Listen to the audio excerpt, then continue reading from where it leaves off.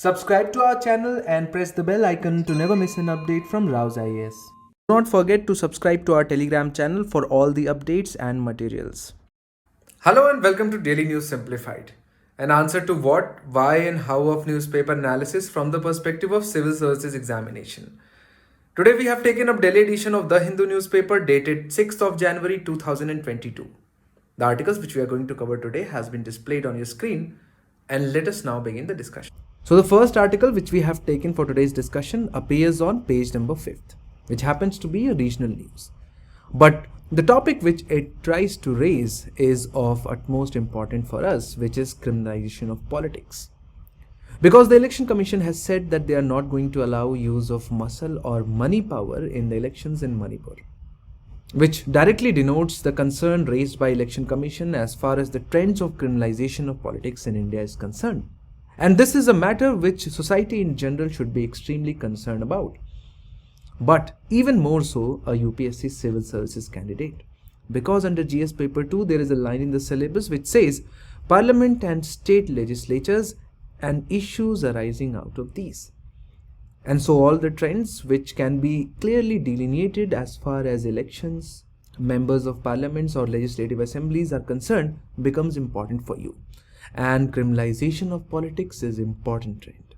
And so in this regard, we are going to understand the causes behind the criminalization, its impact, what are the mechanisms which exist right now to curb the criminalization of politics, and how can we move forward and resolve the issues which exist in the current mechanisms.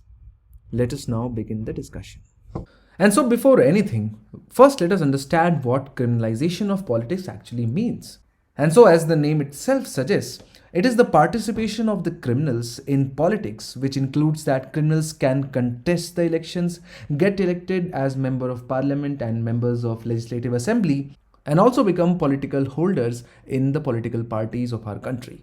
And if you want to understand how criminalization of politics is already impacting us, there is an image on your screen which shows the percentage of winners with the declared criminal cases in elections of 2009, 2014 and the latest one of 2019. And this is just about the election to the parliament or the Lok Sabha. And as you can see that the percentage is only increasing with each general elections. And so criminalization of politics is of course a cause of concern for us. And so as far as winners with declared criminal cases are concerned, the percentage has gone up from 30 to 43%, whereas the winners with declared serious criminal cases have gone up from 14% in 2009 to around 29% in 2019. And this is just the data of winners. We are not even talking about the criminals participating in the process of democracy. And so clearly, the criminals are not only participating in the electoral process, but they are also winning elections. And so this brings us to the question as to what is the cause behind the criminalization of politics in our country. And so as far as the causes are concerned, there are 4 distinct causes behind the criminalization of politics in our country, starting with vote bank politics, issues related to the legal matters in our country, the overall expenditure in the political process or the electoral process, and the matter of judicial delays. Let us discuss them one by one. Starting with the most important cause behind the criminalization of politics, which is the vote bank politics. And vote bank politics can be very simply defined as a block of voters that form a single community and they act very loyally towards the members of their own community or their own ethnic groups. And of late, the politics in India has been dominated by vote bank politics, which means the politics based on the identity of the candidate. And when the voters are guided by the matters of identity, they often choose to ignore the merits of the candidates, the credentials of the candidates, and such other parameters take back seat. And what becomes important is the identity of the candidate, whether it matches with them or not. And so oftentimes voters choose the candidate belonging to their own ethnic or cultural or other kinds of groups, ignoring the fact that he or she could be a criminal. And the reason why India's voters still behaves on the basis of identity and acts as a member of vote bank politics is that the voter in India is still not organically evolved. the democracy in India is still evolving. And since the voter is still not mature, he or she is easily maneuverable, manipulatable. So this is about vote bank politics. Then there are certain statutory issues or the legal issues which enable the entry of criminals into political system. So we all know that there are two laws, Representation of the People's Act 1950 and Representation of the People's Act 1951, which overall guide the process of elections in our country. And so the Representation of the People's Act 1951 Section 8 debars the candidate only after the conviction. And we know that because of the judicial delays, it is usually many years or sometimes decades when the conviction is upheld by a court. Until then, the criminal can fight or contest election and hold important positions in the government. Apart from that, the Representation of the People's Act 1950 does not debar a criminal from holding offices in the party. And so, even after a person is convicted of a heinous offense, he or she may not contest the election, but then control the party and hold important position within a political party, which then can go on and command the government. Then apart from vote bank politics and legal issues, the massive expenditure which is incurred in the process of election is one of the prime reasons behind the criminalization of politics.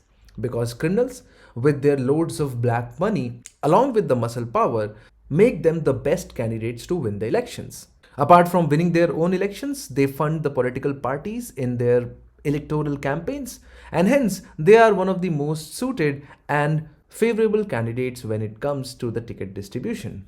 And finally, judicial delays. As we saw in the data which was given by the Association for Democratic Rights or the ADR, 30% of the sitting MPs have heinous serious criminal charges against them. But the reason why they are still there as MP is because of the judicial delays, because judiciary has been very unresponsive or lagging in its response to dispose of the cases against MPs and MLAs and political leaders. So these are the four reasons because of which India is observing increasing rate of criminalization of politics. And so in the same breath, let us now understand what is the impact of criminalization of politics on overall country and society, because of which we should be extremely concerned about this trend. So the first and foremost impact which criminalization of politics has is that you enable lawbreakers to become lawmakers. So the people who are well versed in breaking the law, who are experts in carrying out criminal activities, become the lawmakers. And so you cannot expect the laws being made by criminals to be just or fair to the society, which then leads to the loss of public faith in the parliament, because it results in distorted lawmaking. And then it creates a lot of issues with law enforcement as well, because government is accountable to the parliament. The permanent executive in India is under the control and command of the government, and the government or the ministers are from the parliament or the legislative assemblies. So more and more number of criminals in the parliament means more and more number of criminals in the government, which then exercise control over police and the government expenditure. So by holding control over the police, they can themselves dilute the cases against them and their own people. So that is one. And then they will further lead to the dilution of the laws, which will further hold the criminals accountable to the legal system. Criminals are usually one of the most corrupt people. And so whenever there is a rise in the numbers of criminals in the government or in the political system, there is massive corruption observed across the world. And so because of these impacts, we should be extremely worried about the phenomena known as criminalization of politics. Now, does all of this discussion means that the government of India, the judiciary, parliament has not done anything to curb the trend of criminalization of politics? It is not like that. In fact, there are a lot of constitutional, legal and judicial mechanisms which have been created to curb the trend of criminalization. And let us understand them one by one. Starting with the constitutional provisions. Article 102 Clause 1 and Article 191 Clause 1 direct the Parliament and the state legislature, as the case may be, to enact laws and specify conditions for disqualification of the members of Parliament and Legislative Assembly respectively. And so, utilizing the powers given in Article 102, Parliament enacted Representation of the People's Act 1951, in which Section 8 was included. which debars the convicted people from contesting elections and leads to their disqualification if they are already members. But it does not say anything about those people who are still facing the trials and have not achieved conviction yet. And so this is the legal loophole which has been utilized by the criminals so far. The section 8 also contained a very problematic section 8.4, which stopped the disqualification of the criminals from the electoral process if they appeal it in a higher court. Which means that if a criminal is convicted from a lower court, they could challenge it in the High Court, and if the High Court admits the case, the disqualification would no longer be applicable. So, as we have understood, when the lawbreakers become lawmakers, they themselves lead to the dilution of the laws which could hold them accountable.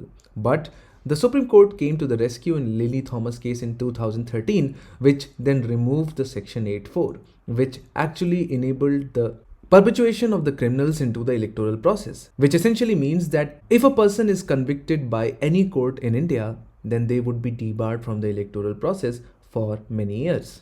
And if they are current MPs or MLAs, they would be immediately disqualified. So Lily Thomas made sure that the conviction would result in disqualification and the appeal cannot help. But just the conviction is not sufficient, because we know that disqualification would happen only if you are convicted. But until then, you can contest the elections. So what about until then?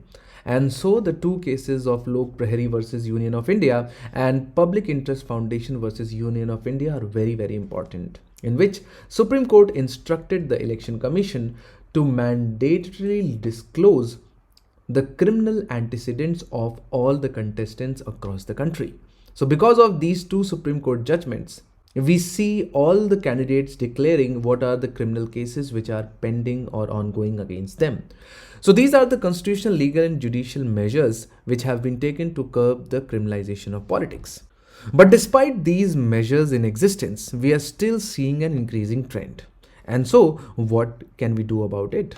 And so two very important changes which needs to be brought, and if brought, it will be very effective against the criminalization trend, are disqualification at the stage of framing charges, and the criminals should be debarred not just from contesting elections but from holding party offices. So you should understand that of course it is a lot of time before which the judicial pronouncements are made in a case, but the framing of the charges is usually a very, very smooth process. Generally, on an average, police files charge sheets within a period of 6 to 8 months, and the case which has to be defended is on the basis of charge sheet. And so a Law Commission report on electoral disqualification as well as the second ARC report both have recommended disqualification at the stage of framing charges. One of the reasons is that not only it will be a very quick and smooth process, and usually due diligence is followed while framing of charges. And so if police frames charges under serious offences of IPC, it usually means that the person is indeed a criminal. Of course, matters of political vendetta cannot be ignored in these kinds of charge sheets, but then the defensive mechanism can be created by imposing a time period of 6 months before an election. So all those charge sheets which have been filed 6 months or 1 year before an election is declared, those will be valid and the person will be disqualified. And the second one is that we need to amend the Representation of the People's Act 1951 Section 8 to disable the criminals from holding party offices, because this becomes an indirect ways through which the criminals continue to control our political system. So the next article which we have taken up appears on page number 7, Memories of War and Peace, which has been written by Congress leader Sachin Pilot. This article talks about the War of Liberation of Bangladesh in 1971, and it talks about how it is not right of a mature democracy to indulge in a tug of war for a credit, especially on matters related to the liberation of Bangladesh and the role played by India. But of course, we are not going to delve into the politics of it. But liberation of Bangladesh is an important event in India's history. And so it forms an important part of the civil services examination, especially under GS paper 1, where the syllabus says modern Indian history from about middle of the 18th century until the present, significant events, personalities and issues. Definitely 1971 war with Pakistan and eventual partition of Pakistan and creation of Bangladesh has been a very, very important event in India's history. And so we are going to discuss the causes, especially the cultural, economic, and political causes which led to the separation of Bangladesh from Pakistan, and the turn of events which acted as a final nail in the coffin of East Pakistan. So let us now begin the discussion. So although the story can begin from before 1947, but for the sake of understanding the Bangladesh War for Liberation and eventual separation from the state of Pakistan, it is important for us to start from 1947, which was the year in which both India and Pakistan got independence. Pakistan comprised of both East and West Pakistan. West Pakistan is what is today Pakistan, and East Pakistan was what today is Bangladesh. So along with the independence came the harsh truth of partition. As soon as the partition happened and both the state got independence, the two states started the journey of independent nation states. While the state of Pakistan was created on the basis of a religion, which meant that all the people were united because of a common religion, the state of India was created on a very different kind of nationalism. But as soon as the Pakistan got independence, different kinds of schisms or the division were visible right from the beginning. And they can be segregated into three main parts: cultural imposition by the West Pakistan, economic deprivation of East Pakistan, and political discrimination of the leaders and the masses in general of the Bengal or the East Pakistan. And so let us now begin understanding them one by one. So although Mr. Muhammad Ali Jinnah had conceptualized along with other Muslim leaders a united state of Pakistan based on a common Muslim identity, but they could not overlook and eventually prevent the discrimination on the basis of language and culture. And so, while the West Pakistan was Muslim, but it was majorly Urdu or Punjabi speaking, controlled by the people speaking Punjabi language, whereas the East Pakistan was and still continues to be mainly Bengali speaking people and culturally Bengali. And so in normal circumstances, this would not be a problem. After all, there are a lot of nations, including India, where different language speakers live together in harmony. Of course, there are cracks in almost all the nation states on the basis of language, but then those differences are resolved on the basis of constitutional mechanisms. But in case of Pakistan, as soon as it got independence, it started imposing the Urdu language and the West Pakistan culture on East Pakistan, which led to the eventual alienation of the Bengali people from Islamabad. And the starting turn of events was initiated by Mr. Jinnah himself when, in 1949, he declared, "Let me make it very clear to you, and leave no doubt, that the state language of Pakistan is going to be Urdu and no other language."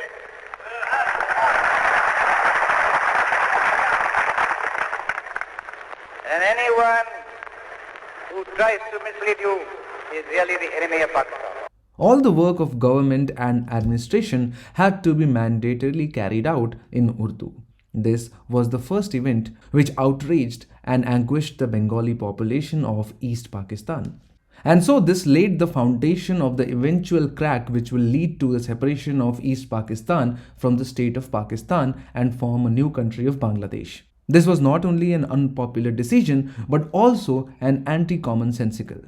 Simply because the population of East Pakistan, that is today's Bangladesh, constituted around 56 to 57% of the overall population of Pakistan. And so, considered as a whole, the majority lingual speakers were Bengali in the country. And so, you cannot impose a language as a national language which is spoken by minority population in your country.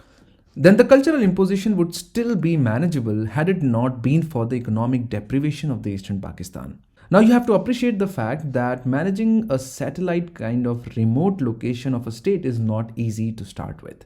East Pakistan was, after all, separated physically from the West Pakistan, which happened to be the political and economical center.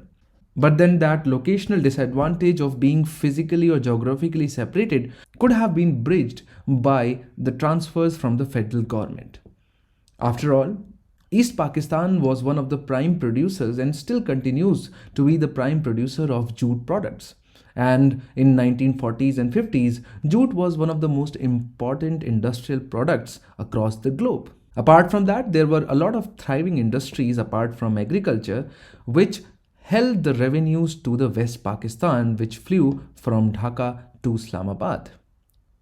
But to no avail. The allocation made by the Islamabad to East Pakistan was meager, which led to continuous deterioration of not just the economy but infrastructure, energy, and overall economy of East Pakistan, which further delineated the people of East Pakistan from the state of Pakistan.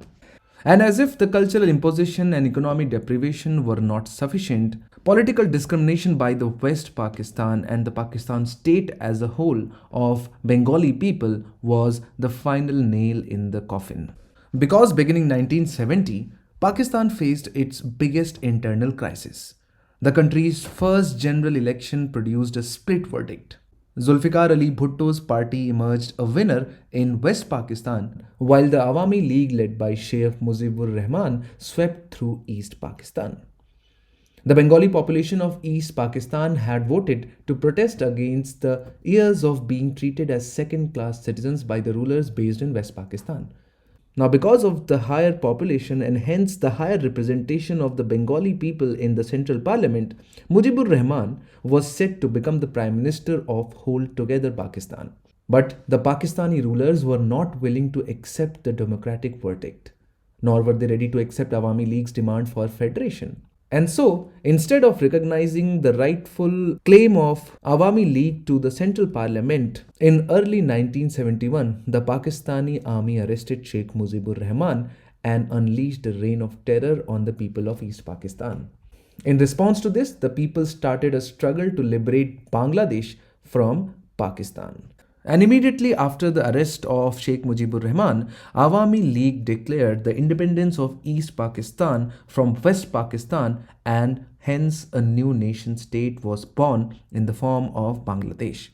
But the Pakistani state was not about to give up so easily, and so immediately after the declaration of independence, they launched Operation Searchlight to control the revolt in the East Pakistan. And this operation was launched to curb the revolt in the East Pakistan and to immediately gain control over major cities of Bengal. And this particular Operation Searchlight is what is known as infamous genocide of Bengali people in East Pakistan. This launch of Operation Searchlight, of course, evoked a military response from the guerrilla forces of Awami League or East Pakistan as well, which were known by the name of Mukti Wahini. At the same time, the Pakistan state was not without its supporters among the local population, and so the local guerrilla which supported the state of Pakistan were known by the name of Razakars, which fought with the Mukti Wahini or the Liberation Army of Bangladesh. So since the formation, India had been unofficially supporting Mukti Wahini. But anticipating an attack from India, Pakistan was the first one to attack India on 3rd of December 1971. And so began India-Pakistan war. But in less than 2 weeks' time, that is on 16th of December 1971, Pakistan gave up and surrendered along with more than 90,000 strong force in the East Pakistan, which then ultimately resulted in Shimla Agreement 1972, which is again very important for us. So as a result of India-Pakistan war, what had happened was that India convincingly defeated Pakistan and Bangladesh was created as a new nation. At the same time, since India had convincingly defeated and had 90,000 people as a hostage, Pakistan was brought on the table in Shimla in 1972, and the two key terms of agreement are very, very important for us to be known. The first one is that India and Pakistan for the first time agreed to settle their differences by peaceful means and through bilateral negotiations. Now, this is very important because before that, Pakistan had always wanted an outside interventions into bilateral dispute. But in 1972, Pakistan signed on the document in which it agreed to settle all the differences on a bilateral basis, which means not involving any third person or a party. Then, In 1972, for the first time, the ceasefire line of 1971 was recognized as LOC or line of control, and it was agreed that both the parties would not have right to alter the boundary unilaterally. So you can see that Shimla Agreement was an important turn of event in India-Pakistan bilateral relations. But a lot of commentators have criticized the terms of Shimla agreements, especially given the fact that India had so much of leverage over Pakistan in 1972 that India could in fact have gone for total settlement of Kashmir dispute and all the boundary disputes with Pakistan. But instead, the terms of agreements were very mild to say the least. But that is a matter for another discussion. Then the next article for discussion appears on page number 7.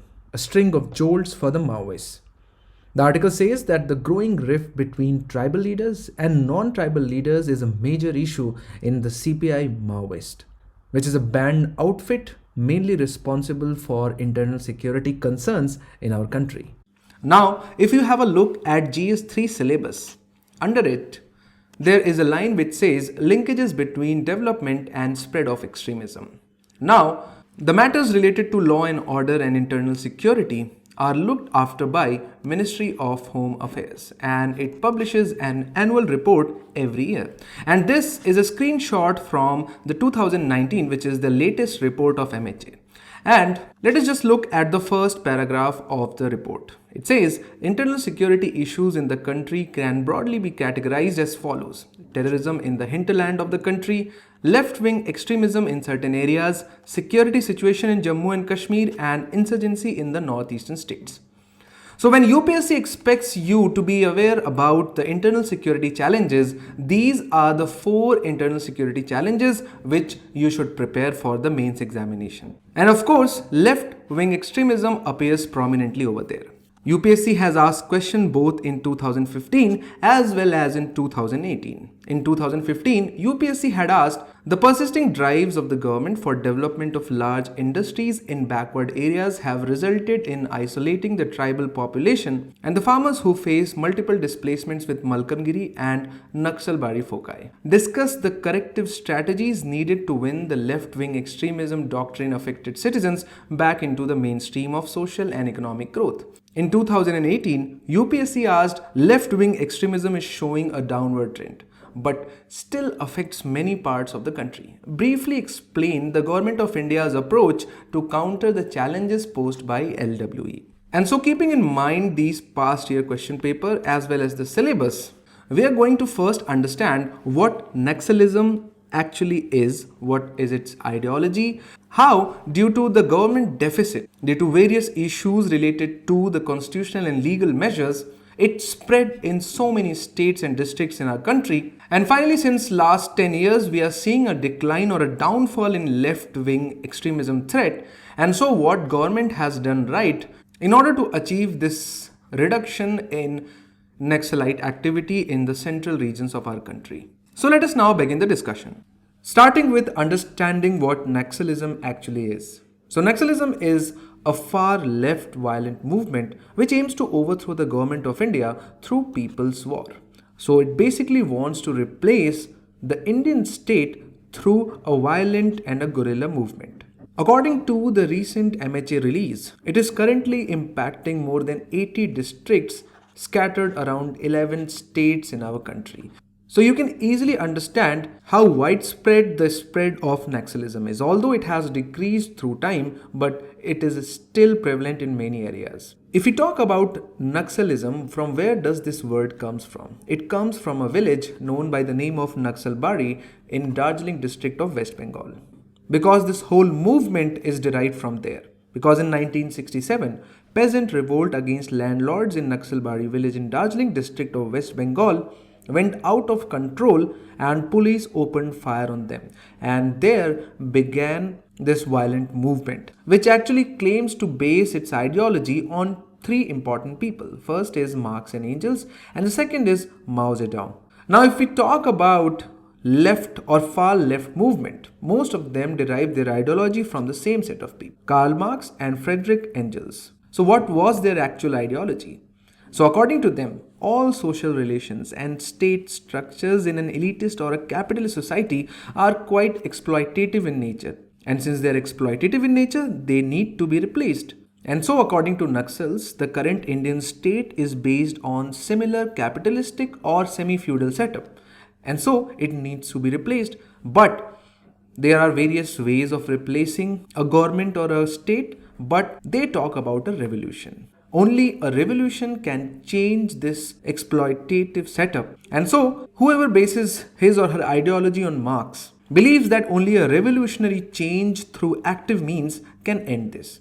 And that means is provided by Mao Zedong, who led the revolution of Communist Party in China, because he gave the concept of guerrilla warfare, protracted people's war, a war led by the common people against the state, the war not in democratic sense, but war which is violent in nature, which includes surrounding the cities from countryside, political transformation through mass involvement, and finally, through these measures, overthrow the state. And so Naxalites base their ideology on these two things.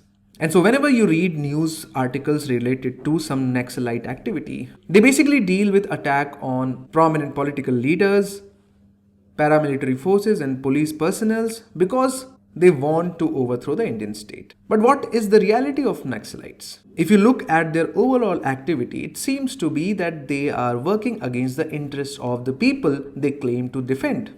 They want to perpetuate their power in jungles through fear psychosis. They attack civilians and personnel from CAPF or Central Armed Police Forces. They carry out regular extortions, not just from the local people but also from industrialists. So although they claim to base their ideology on Marx and against capitalism, but they let the industries thrive as long as they agree to pay protection or extortion money. And so the question arises that under the constitutional and legal framework of India, which is considered to be one of the most democratic setup, how come an ideology like Naxalite not only emerged but spread into such a vast territory in our country, as you can see on the diagram in front of your screen? At its peak, it impacted so many districts and states in our country. An answer to that lies in government deficit, the inability or inefficiency of the government to cater to the needs and demands of the people, especially the tribal people, created a fertile ground for this kind of ideology, which ultimately engulfed a major region in our central parts of country. And let us understand those reasons one by one. But basically, they can be categorized into four main reasons. Starting with lack of proper land reforms, lack of proper implementation of the provisions provided in the 5th schedule of our constitution, lack of forest rights being given to the tribal people, and atrocities being committed against people belonging to scheduled castes and scheduled tribes. Let us discuss them one by one. We know that the Constitution of India has created the provisions of the 5th schedule, which provide for alternate or special governance mechanism for certain scheduled areas in the mainland of our country. And in the 5th schedule, various special provisions have been provided for these specified scheduled areas, which among various other things include the constitution of Tribal Advisory Council in the states. And it also provides for some special powers being given to governor with respect to the legislations. Now, this provision was created in order to protect the tribals in various states. But what has happened? What has happened is that there is a widespread nepotism in the way tribal advisory councils have been constituted. Although initially it was expected that for formulating any policies with respect to the tribals, the advice of Tribal Advisory Council shall be taken. But what happens is that since the influence of Council of Ministers is so immense that it creates problem at Governor and Tribal Advisory Council interface. And more often than not, the Tribal Advisory Council, when it is constituted, it is not a true representative of the tribal population of the state. And apart from that, there is a lack of clarity over the discretionary power of the governor. We know that according to the Constitution of India, the governor is to act on aid and advice of Council of Ministers. But according to the provisions of the 5th schedule, governor can act on its own when it comes to the matters related to the scheduled areas. And so this has led to a lot of confusion, and in essence, the true purpose for which the provisions of the fifth schedule were constituted have not been realized. Then comes the matter of forest rights. We know that most of the tribals in our country reside in forested regions. And it is one of the main reasons for the spread of Naxalism as well. Because since the time of the Britishers, we have started to encroach on forested areas. It started with the British government. The monopolization of forests started with the enactment of various forest laws enacted in order to protect the forest. But in the process, we forgot that forest does not just includes the trees and the animals, but also includes people. And since the protection of environment and nature took precedence over the development of the people, there was no Forest Right Acts until 2006, when the Scheduled Tribes and Other Traditional Forest Dwellers Recognition of Forest Rights Act 2006 was legislated. And through this act, the rights of forest-dwelling tribal communities and other traditional forest dwellers to forest resources and their rights were recognized for the first time. It was recognized that these communities live on forest, depend on forest, and it is very important to give them rights inside their own forests. But if you look at the provisions of FRA 2006, individual right status is decent, but there is minimal community rights, or community rights are not given. There is so much of insistence on evidence. For example, every tribal has to prove through an evidence that they are living in this forest traditionally, and only then their rights will be recognized. And we know that since time immemorial, they have been functioning outside the system which we have created ourselves, and so there is a lack of evidence which ultimately results in the delay or lack of recognition of the rights provided in Forest Right Act 2006, which ultimately brews the frustration. Then there are atrocities being committed on scheduled caste and scheduled tribal people. We know that there is an act known by the name of Prevention of Atrocities Against SC and ST Act, but it was again legislated in 1989, but by then this problem had already grown. But even if you look at the implementation of this particular act, it lies in the hands of police officials, which again harbor caste prejudices. Ultimately, people sitting in most powerful positions in the bureaucracy and police also have the same caste biases which this particular act tries to fight. And so, the implementation of this particular act, especially in forested regions, has not been great. And then finally, the lack of land reforms. We know that widespread land reforms were carried out after independence, and it has carried on in some states or the other since then. But the land reforms were successful only in few states, for example in Jammu and Kashmir, Kerala and West Bengal.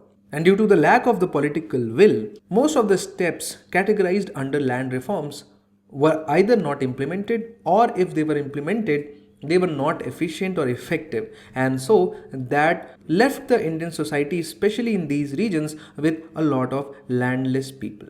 So they don't have their own forests, they don't have land outside the forest, and so it became quite a fertile ground for an extremist ideology like Naxalism. So what is the current status of left-wing extremism and the activities related to it? So if you look at the data from 2001 to 2018, you can see that there is a persistent decline in the left-wing extremism incidents, which means the attacks being carried out by the Naxalites. As compared to more than 2200 incidents in 2010, it has come down to less than 800 cases in 2018, and this is the data given on the Ministry of Home Affairs. And so it clearly shows that there is some traction to the policies and the strategies being followed by the state governments and also the central governments. So all the states affected by LWE have taken their particular measures to suit their local requirements. But in this particular discussion, we are just going to discuss the approach of the central government and the steps taken by them. At the same time, it is important for you to understand that police and public order being the state subject, action with respect to maintenance of law and order lies primarily in the domain of the concerned state governments. Therefore, the policy of the Government of India is to effectively deal with the LWE insurgency primarily by capacity building of the state governments, both in areas of security and development. So there is a clear-cut demarcation of the policy. The central government helps various state governments as far as security measures is concerned, and then it also helps the state governments in developing the areas on high priority which are impacted with LWE. So you can see that this is quite a holistic approach. And let us start by first understanding the security measures. First and foremost, outlawing the CPI Maoist, which is the major left-wing extremist organization responsible for most incidents of violence and casualties. And it has been included in the schedule of terrorist organization along with all its formations and front organization under the existing Unlawful Activities Prevention Act 1967 or UAPA. Then, government is taking active measures to strengthen the intelligence mechanism because central government cannot directly police the areas, but it can provide the intelligence inputs to the states.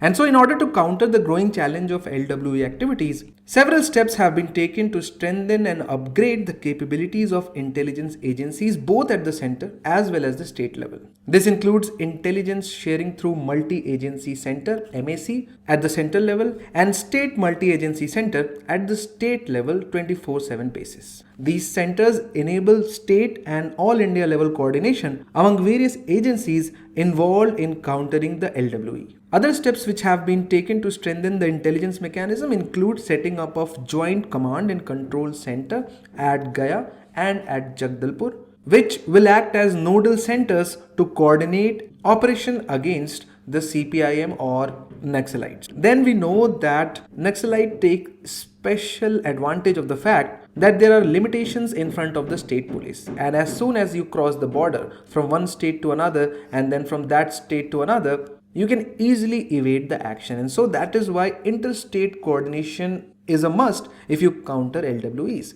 If you look at the border areas of Chhattisgarh, Odisha and Telangana, which is quite a hotbed for Naxalite activities, this is the main reason. Not only these areas are densely forested, but they also belong to different jurisdictions. And you know that police of one state cannot automatically pursue a criminal in another. And so, taking advantage of this fact, they keep on moving from one state to another. And for this, Ministry of Home Affairs keeps on conducting regular and frequent interstate meetings of not only bureaucrats, police officials, but also the Chief Minister for enabling a better response to LWE. Then we know that majority of casualties to security forces in anti-LWE operations are caused by IEDs or improvised explosive devices. The Ministry of Home Affairs continues to support extensive counter-IED capacity building efforts of state police forces to enable them to timely identify the IEDs and defuse them. And for this purpose, regular training programs are conducted by MHA. Then MHA has created India Reserve or Specialized Indian Reserve Battalion, acronymed as SIRB. The LWE affected states have been sanctioned India Reserve Battalions mainly to strengthen security apparatus at their level and also to enable the states to provide gainful employment to youth, particularly in LWE affected areas. Then there are numerous schemes run by MHA which directly provide advantage to the local police. For example, sanctioning of funds for fortified police stations under the scheme of the same name and carrying out of Civic Action Program or CAP, under which financial grants are provided to CAPFs to undertake various welfare activities in LWE affected areas. And the idea is that CRPF will go to an area, cleanse it from Maoists, keep it free from Maoists, and then develop that area using the same funds. So these are the measures dealing with the security issue. But if we don't develop these areas, these gains will be temporary. And to make these gains permanent, there is a need to develop them as well. And for that also, a lot of schemes are carried out. But in this case, not all schemes are carried out by Ministry of Home Affairs. Now in the beginning we discussed how the acts dealing with the conservation of the forest and the nature created the main problem. And so the Regulation of Forest Conservation Act 1980 have been eased in these areas. And now it is allowed to divert the forest land for infrastructure creation dealing with the activities mentioned in the schedule. For example, construction of schools, colleges, telecommunication lines, drinking water projects, irrigation projects, creation of roads. For all these activities, The limits up to which a forest land can be diverted has been increased drastically to enable the development of these regions. Then, lack of connectivity is the major tool in the hands of Naxalites. They first disconnect the local population from the mainland and then they carry out their brainwashing. And so connectivity has been a major plank of the government of India. And the connectivity does not means road connectivity only, but it also means communications connectivity. And so the government of India has been implementing road requirement plan and road connectivity project for LWE areas. Also, installation of mobile towers has been on high priority of the government in these regions. Then we talked about how the lack of implementation of the provisions of the Forest Rights Act has created a lot of trouble in these regions. Now government is keeping the timely distribution of the titles or the land titles to the tribals on high priority in LWE areas. According to the recent data by MHA, around 15 lakh titles have been distributed so far, which means that so many people have got the legitimate right to reside inside the forested region. Then we know that various schemes of the government of India, for example, skill development, which is Pradhan Mantri Kaushal Vikas Yojana, and many other schemes dealing with the rural development have a special focus on LWE areas. Similarly, Ministry of Education keeps LWE areas on high priority. For example, recently 7 new Kendriya Vidyalayas and 6 new Jawahar Navodaya Vidyalayas have been opened in LWE affected areas. And you'll be surprised to know that out of these 2 new Kendriya Vidyalayas are to be opened in Gadchiroli and Kondagaon, which are the epicenter of Naxalism. So this is as far as the steps taken by the central government. But there are various unique schemes being run by various state governments. There are some unique surrender policies being run by various state governments, which has led to rapid increase in the surrender by the Naxalites. Similarly, there are some dedicated police force being created to counter LWE.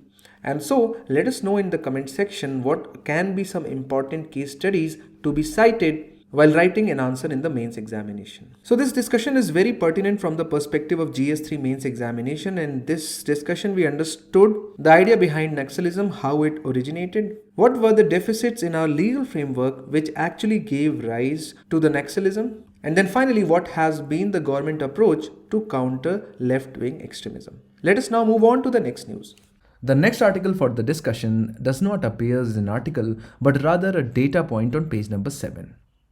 And this data point depicts the important trends which have been highlighted in the Trend and Progress report of banking in India released by RBI. So a straightaway question in prelims would be, Trend and Progress of Banking in India is a report released by which of the following organizations? And the right answer of that would be the Reserve Bank of India.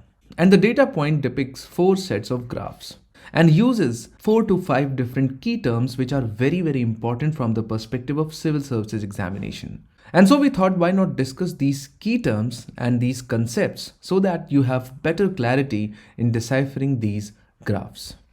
Starting with non-performing assets. And so the non-performing asset is a loan if it becomes due for a period of more than 90 days. Depending upon the due period, the NPAs are further categorized as substandard assets, which have been due for more than 90 days but less than 1 year, and doubtful assets for which the payment have been due for more than a year. So if a corporate entity or if a person takes or avails loan facility from a bank and is unable to pay loan for more than 90 days, it is declared as a non-performing asset. But if the due period is more than 1 year, it is called a doubtful asset. Whereas a lost asset is identified by the bank or RBI, but the amount has not been written off wholly. Then there is other keyword which has been used in the graphs, which is called special mention accounts, which is a category introduced by RBI itself to identify the incipient stress or the initial stress in the assets of the banks and the NBFCs. These are the accounts that have not yet turned NPAs, which means there's still 90 days for their default.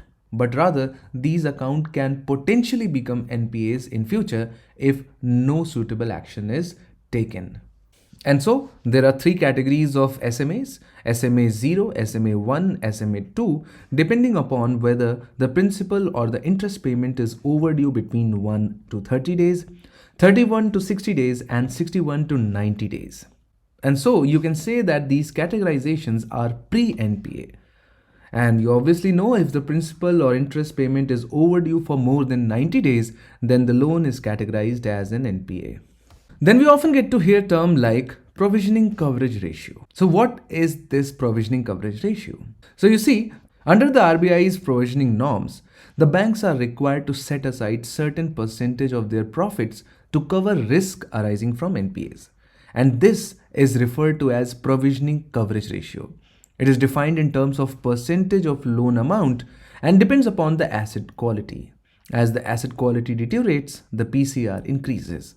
So the provisioning coverage ratio categories for assets is for standard assets, which means that if there is no default, then you have to set aside 0.40%. For substandard assets, the loans for which the payment is overdue for more than 90 days but less than 1 year, you have to set aside 15% of your profit, and for doubtful assets, you have to keep aside 25 to 40%.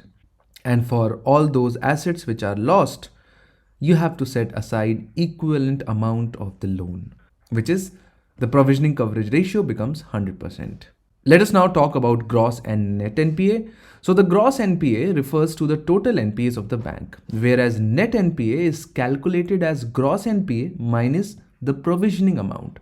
So for all those loans for which the bank has already provisioned an amount, which means that bank has set aside certain amount for the risk coverage, that is deducted from the gross NPA, and that becomes the net NPA. And if the lost assets continue to remain on the balance sheet, the banks would be required to set aside 100% of its profit to cover the losses. And this is called written off assets. So once we have understood all the key terms, let us now see what the data shows. And on the left hand side, you see scheduled commercial banks gross NPA ratio and scheduled commercial banks net NPA ratio on the right hand side. And you can see the different color coding. The purple one is from March 20 and the light green one is from September 21. And so in all the categories of banks, you can see that there is a decline. So for example, when we take complete banking sector, all the scheduled commercial banks together, you can see that the gross non-performing asset stands at around 6.9% in September 21, while the net NPA stands at 2.3% in September 21. And so clearly, the NPAs have declined, and this is baffling because the economy has been hit by COVID-19 in past 2 years. And so the common sense approach tells us the NPAs should in fact be rising, but it is the other way around. And so there could be two reasons behind this observation. First is that banks have written off NPAs worth rupees 2 lakh crores from their balance sheets in the financial year 2020-21. And the second one is the relief in the form of moratorium on loan repayment provided by the RBI. These two reasons have in fact led to the decline of NPA, both gross and net. But at the same time, there is an increase in special mention category 2 accounts, which means for all those loans where the repayment is due for more than 31 to 60 days has increased, and this is a cause of concern for us as of now. So from the perspective of prelims examination, it is extremely important for us to understand these key terms and to be able to differentiate between them. Let us now move on to the next article. The last article for today's discussion appears on page number 1. Around 10 lakh birds flock to Chilika Lake. Chilika Lake, being an important Ramsar location in our country, becomes very important from the prelims perspective. And so we are going to have some prelims related information with respect to Chilika Lake very quickly. So of course it is a Ramsar site, but at the same time it has been a part of Montreal record as well in 1993. Of course, subsequently it was removed from the record in 2002 because of a lot of steps were taken by Chilika Development Authority. Now let us know in the comment section why a particular wetland is added to Montreal record and how many sites in the country right now hold the position under this record. So it was placed due to problems caused by siltation and sedimentation, which was choking the mouth of the lake. But then rehabilitation efforts were made out by Chilika Development Authority, because of which it received Ramsar Wetland Conservation Award in 2002 and its subsequent removal from the list. It is a brackish water lake separated from Bay of Bengal by a long sandy ridge, and hence it is subject to seawater exchange, which of course results in extreme seasonal fluctuation in the salinity in different sections of the lake. The areas of the lake which are very saline support aquatic algae. The site is an important area for breeding, wintering, and staging for 33 species of water birds. It supports a lot of varieties of fish, and many of them are commercially important species. Keeping in view of the wise use of the Ramsar Convention, a lot of people still are dependent on lake for their livelihood. So this is it as far as Chilika Lake is concerned. Go through today's PDF to know more about Chilika Lake and the island. Let us now move on and have a look at the question of the day.